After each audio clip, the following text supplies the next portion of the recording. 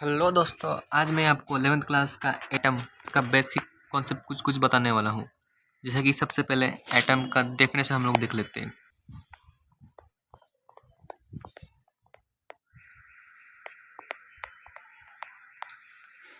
क्या है? The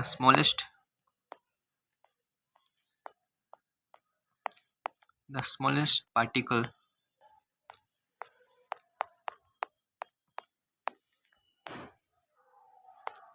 of an element. तो ये हो गया उसका डेफिनेशन। तो अब एक एटम को हम लोग रिप्रेजेंटेशन कैसा करें? तो उसका रिप्रेजेंटेशन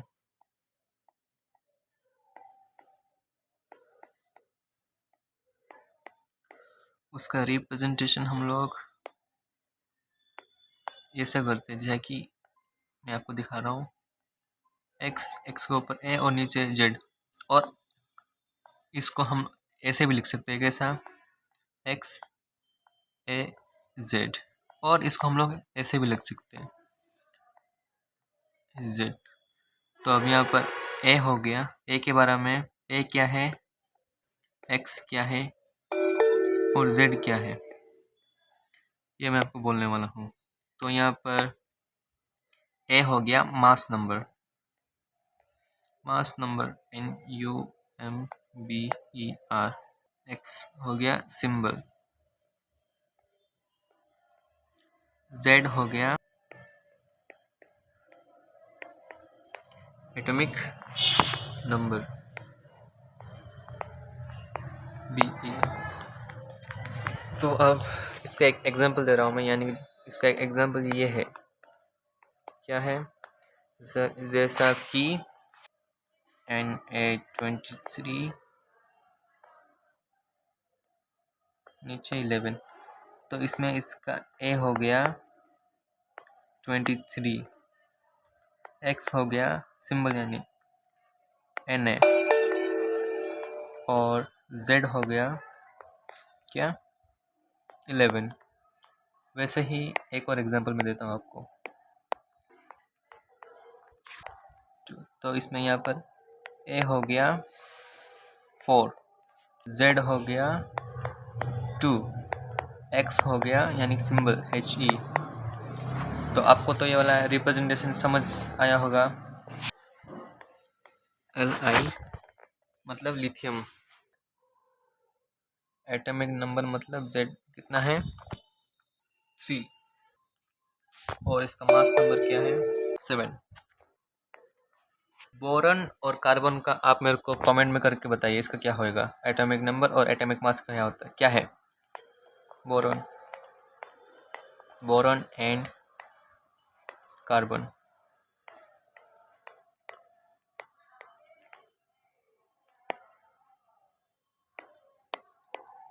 इन दोनों का एटॉमिक नंबर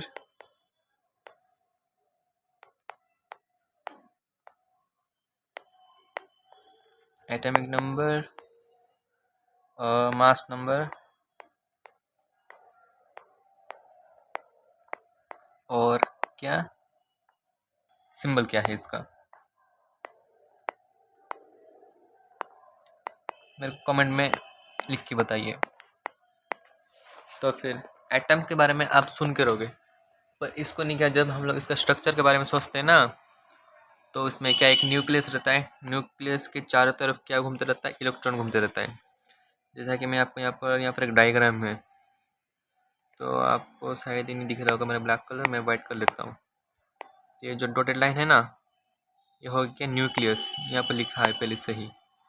तो फिर इसमें जो पिंक कलर जो दिख रहा है ना आपको, ये हो गया न्यूक्लियस के अंदर दो चीज़ रहता है, एक रहता है प्रोटॉन, फिर और जो यहाँ पर स्काई कलर है ना, और ये है न्यूट्रॉन। यानी कि न्यूक्लियस में दो चीज़ रहता है अंदर, न्यूक्लियस के अंदर, एक है प्रोटॉन और एक है न्यूट्रॉन। तो इन दोनों के बाहर घूमते रहता है क्या, हमारा इलेक्ट्रॉन। जो बाहर जो ऑरेंज कलर में दिख रहा है आपको, ये वाला, ये है इलेक्ट्रॉन। यानी कि एक न्यूक्लियस में एक प्रोटॉन रहता है, फिर एक न्यूट्रॉन रहता है। तो इन दोनों के बाहर यानी कि न्यूक्लियस के बाहर घूमते रहता है क्या है, इलेक्ट्रॉन घूमते रहता है। यानी कि ये पिक्चर में आप देखते रहोगे, यानी कि प्रोटॉन और न्यूट्रॉन मिल के रहते, इलेक्ट्रॉन क्या घूमते रहते हैं पूरा चारों तरफ। तो ये सब तो आपको समझ में आ गया होगा स्ट्रक्चर के बारे में। तो एक न्यूक्लियस के अंदर क्या 3 पार्टिकल्स रहते हैं, यानी कि क्या क्या है, एक तो इलेक्ट्रॉन है, इलेक्ट्रॉन, प्रोटॉन एंड न्यूट्रॉन। इन सब का चार्ज तो आपको पता रहेगा। इलेक्ट्रॉन का चार्ज है -1.6 इंटू 10⁻⁻⁹ कूलम। किसमें है, कूलम में है। तो वैसे ही प्रोटॉन का क्या रहेगा, इसमें माइनस है तो इसमें प्लस रहेगा, मीन्स आप प्लस लिखो या ना लिखो चलेगा इसमें।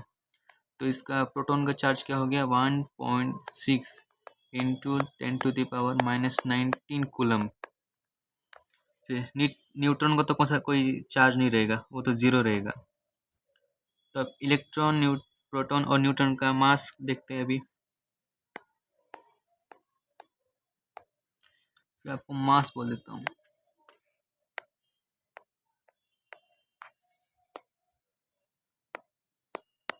तो इलेक्ट्रॉन का मास कितना है, 9.11 इंटू 10⁻⁻31 kg। ये किसका है, ये हो गया इलेक्ट्रॉन का। फिर प्रोटॉन का कितना है, 1.67 इंटू 10⁻⁻27 kg। ये हो गया प्रोटॉन का मास। तो न्यूट्रॉन का भी सेम है, कितना, 1.67 इंटू 10⁻⁻27। तो आज के लिए बस इतना ही दोस्तों।